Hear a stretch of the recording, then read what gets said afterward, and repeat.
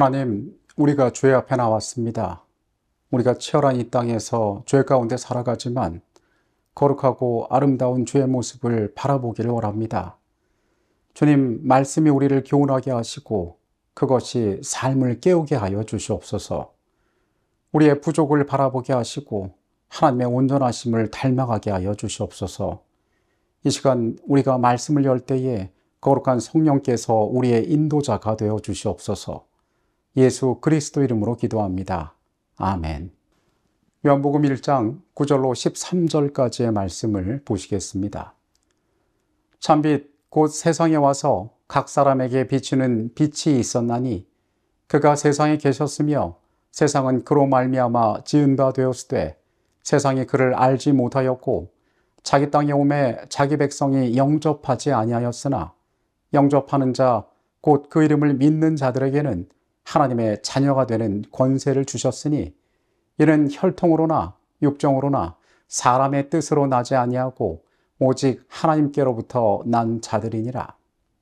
우리는 첫날과 둘째 날 말씀이신 예수께서는 어떠한 분이시며 그분께서 어떻게 우리 가운데 나타나셨는지에 대하여 살펴보았습니다. 오늘은 오신 그분에 대한 사람들의 반응이 어떠했는지를 함께 살펴보도록 하겠습니다. 오늘의 주제는 말씀을 듣는 자와 듣지 않는 자입니다. 요한복음의 서론인 1장의 말씀은 로고스, 즉 말씀이신 예수 그리스도가 어떤 분이신지에 대한 것뿐만 아니라 그분께서 세상에 오셨을 때에 사람들이 그분을 어떻게 대하였는지도 이야기합니다. 요한복음 1장 9절의 말씀은 그분을 세상에 와서 모든 사람에게 비추는 참 빛이라고 소개하고 있습니다. 빛은 차별 없이 이 세상 모두에게 공평하게 주어지는 것입니다. 그렇기에 예수님을 참 빛이라고 표현한 것은 매우 적절한 예라고 할 수 있습니다. 기독교 저술가 C.S. 루이스는 내가 태양이 뜬 것을 믿는 것처럼 그리스도교를 믿는 것은 빛을 볼 수 있기 때문만이 아니라 그 빛에 의해 내가 다른 모든 것을 보기 때문이다 라고 이야기했습니다.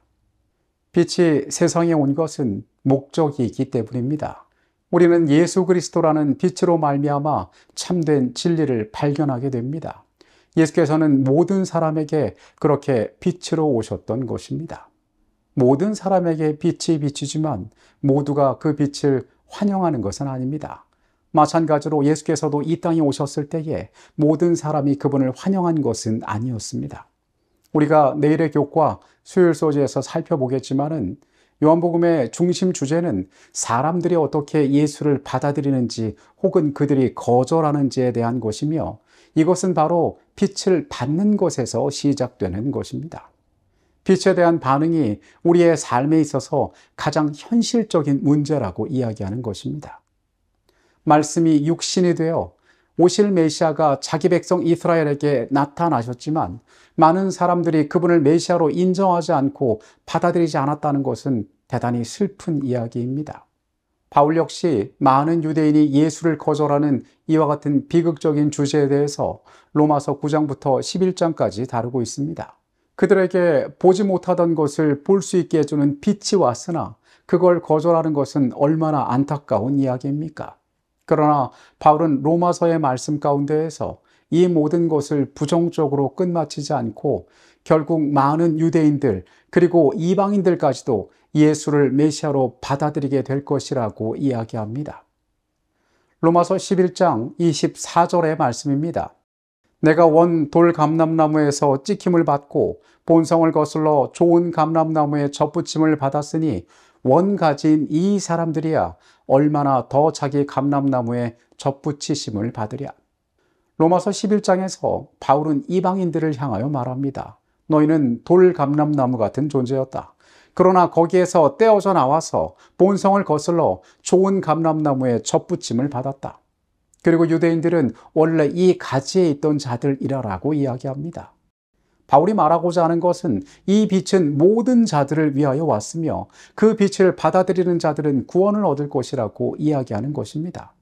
이 구원은 유대인뿐만 아니라 이방인을 위하여도 주어진 것이었습니다.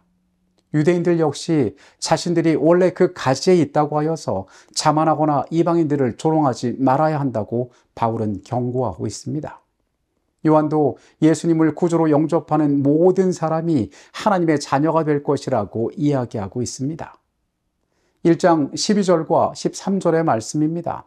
영접하는 자, 곧 그 이름을 믿는 자들에게는 하나님의 자녀가 되는 권세를 주셨으니 이는 혈통으로나 육정으로나 사람의 뜻으로 나지 아니하고 오직 하나님께로서 난 자들이니라. 우리가 그분의 이름을 믿으면 그 구원이 우리에게 다가올 수 있다는 것입니다. 우리는 또한 요한복음의 마지막 장과 절을 흥미롭게 살펴보게 됩니다. 오직 이것을 기록함은 너희로 예수께서 하나님의 아들 그리스도이심을 믿게 하려 함이요 또 너희로 믿고 그 이름을 힘입어 생명을 얻게 함이니라. 요한복음의 결론은 이렇게 그 목적을 다시 한번 상기시키고 있는데, 이것을 기록한 것은 하나님의 아들 그리스도이심을 믿게 하려고 너희로 믿고 그 이름을 힘입어 생명을 얻게 하려 함이라라고 이야기합니다. 즉 요한복음은 서론과 결론에 있어서 그 내용이 통하고 있다는 것입니다. 사도가 이 책을 쓴 이유가 하나님의 아들 그리스도를 믿게 하려 함이라고, 그것을 통하여 생명을 얻게 함이라고 기록합니다. 서론과 결론 사이에 일어나는 모든 이야기들은 일관된 주제를 가지고 있습니다. 그것은 요한복음의 가장 중요한 목표, 즉 사람들이 예수 그리스도를 개인의 구주로 영접하고 그것을 말미암아 구원을 선물로 받아 그들이 영원한 생명을 얻는 것입니다. 말씀은 우리에게 빛이 왔다라고 이야기합니다.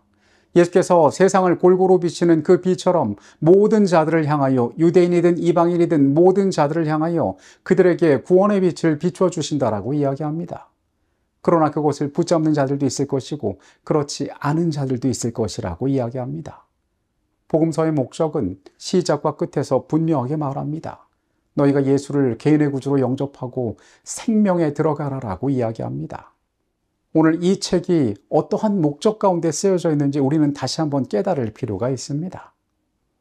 구주 예수님이 죄로 죽어가는 세상의 암흑을 비춰줄 수 있는 유일한 빛이시다. 그리스도에 관한 기록으로 이런 것이 있다. 그 안에 생명이 있었으니 이 생명은 사람들의 빛이라. 그리스도의 제자들이 빛을 전하는 자가 될 수 있었던 것은 그분의 생명을 받음으로써였다. 영혼 가운데 있는 그리스도의 생명과 품성에 나타난 그분의 사랑이 그들을 세상의 빛이 되게 하였던 것이다. 참빛 되신 예수 그리스도의 아름다운 빛이 우리의 삶에 역시 비추어지고 있습니다. 오늘 그것에 반응하며 그 놀라운 구원을 우리의 것으로 만드는 우리의 삶이 되시기를 간절히 바라겠습니다. 빛으로 오신 주님을 우리가 기억합니다. 세상을 밝히기 위하여, 죄의 어둠을 거치게 하기 위하여 모두에게 공평하고 동일한 빛으로 우리에게 오신 그리스도의 놀라우심을 우리가 깨닫게 하여 주시옵소서. 주님, 주 안에 있을 때에, 예수의 이름을 영접할 때에 우리에게 생명이 있음을 다시 한번 발견합니다.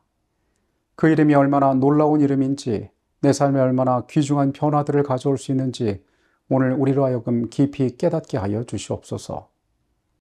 연약한 우리의 여정에 주의 선하신 인도하심을 구합니다. 예수 그리스도 이름으로 기도합니다. 아멘.